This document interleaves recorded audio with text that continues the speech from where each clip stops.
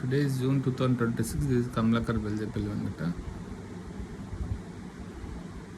ఆంధ్రప్రదేశ్లో చాలామంది క్యాస్ట్ అని and that also caste related crimes denote చేయకుండా కమ్యూనిటీ వెల్ఫేర్ అని అండ్ రకరకాల కమ్యూనిటీ కార్పొరేషన్స్ అని పెట్టడం చూస్తున్నామండి. ఎంతమంది ఈరోజు కూడా ఇంకా కులాల మీద ఆధారపడి బతుకుతున్నారు అండ్ ఆల్సో ఎంతమంది కులాలకు సంబంధించిన వృత్తులు చేస్తున్నారు. ఇప్పుడు పూర్వకాలంలో క్యాస్ట్ సిస్టమ్ ఉందంటే వాళ్ళు చేసే వృత్తి బట్టి వాళ్ళు ఏ పని చేస్తున్నారు అన్న దాన్ని బట్టి వాళ్ళకి ఆ కులాన్ని వాళ్ళకి ఆపాదించేవారు.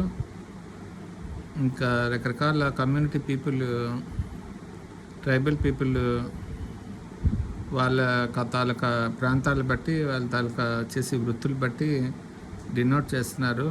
గవర్నమెంట్స్ క్రైమ్ పబ్లిష్ చేసినప్పుడు కూడా మరి ఇప్పుడు కమ్యూనిటీ అడిగినాక, క్యాస్ట్ అడిగినాక మనకి ఏదైనా అవుతున్నది అన్నప్పుడు కమ్యూనిటీ బేస్డ్ క్రైమ్ కూడా డినోట్ చేస్తే వాళ్ళ కమ్యూనిటీలు ఏవైతే ఆల్రెడీ గవర్నమెంట్ డినోట్ చేసి కార్పొరేషన్స్ పెట్టున్నాయో తద్వారా వాళ్ళు దాన్నే బేస్ చేసుకుని రివైజ్ అయ్యి రిఫైన్ అయ్యి వాళ్ళ కమ్యూనిటీ వాళ్ళు తెలుసుకుని సో దట్ వేరే కమ్యూనిటీ వాళ్ళు వీళ్ళ కమ్యూనిటీ వాళ్ళు అనేది అయితే సెపరేట్ చేసి కులాల వారీగా ప్రాంతాల వారీగా విడిపోయి ఉన్నారో వాళ్ళు రిఫైన్ చేసుకోవడానికి గవర్నమెంట్ ఒక ప్లాట్ఫామ్ క్రియేట్ చేసినట్టు ఉంటుంది. So that community based crimes publish చేయడం వల్ల క్రైమ్ రిపోర్ట్ యాన్యువల్స్ వాళ్ళ కమ్యూనిటీలో ఎంత క్రైమ్ ఉందని తెలుసుకుని తర్వాత వేరే వాళ్ళ కమ్యూనిటీ గురించి, వేరే వాళ్ళ తాలూకా వృత్తుల గురించి మాట్లాడగలుగుతారు.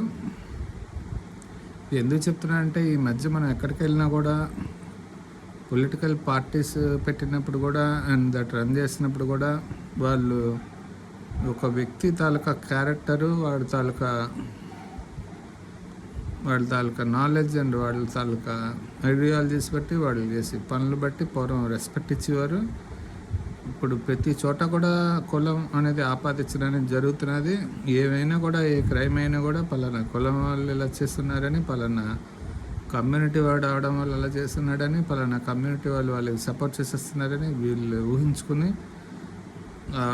వాళ్ళ చేసిన తప్పుకి ఆ కమ్యూనిటీ మొత్తాన్ని దాన్ని లైబుల్ చేయాల్సి వస్తున్నది, చేస్తున్నారు కూడాను.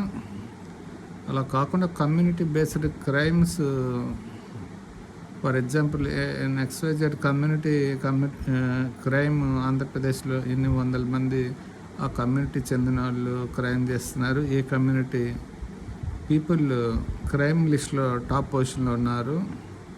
కమ్యూనిటీ వైజ్ క్రైమ్ పబ్లిష్ చేయడం వల్ల ఏదైతే ఆల్రెడీ గవర్నమెంట్ ఎస్టాబ్లిష్ చేసిన కమ్యూనిటీ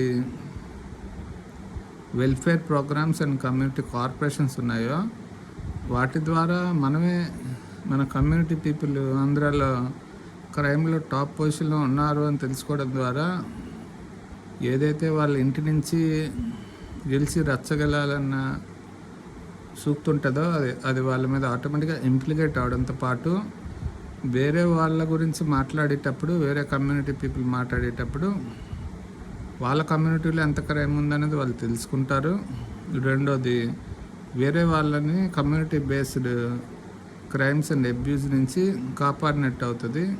ఈ గవర్నమెంట్ పోలీసుల ద్వారా పబ్లిష్ చేసి యాన్యువల్ క్రైమ్ డేటాలో కమ్యూనిటీ ఏదైతే మనకు ఆధార్ కార్డ్ నుంచి అండ్ దట్ ఎంప్లాయ్మెంట్ నుంచి అండ్ దట్ సచ్చిదాకా కూడా మనకి ఒక క్యాస్ట్ అనేది ఏదైతే వస్తున్నదో దాన్ని క్రైమ్ కూడా డినోట్ చేసి యాన్యువల్ రిపోర్ట్స్ పబ్లిష్ చేసినప్పుడు పలానా కమ్యూనిటీ పీపుల్ క్రైమ్ లిస్ట్లో టాప్ పొజిషన్లో ఉన్నారని పబ్లిష్ చేయడం వల్ల వాళ్ళ కమ్యూనిటీ వాళ్ళ తాలూకా స్టేటస్ వాళ్ళు తెలుసుకోవడంతో పాటు వేరే కమ్యూనిటీ పీపుల్ మీద అబ్యూస్ చేయకుండా ఉండడంతో పాటు వాళ్ళు రిఫైన్ చేసుకున్నట్టు ఉంటుంది అనేది నా ఉద్దేశం.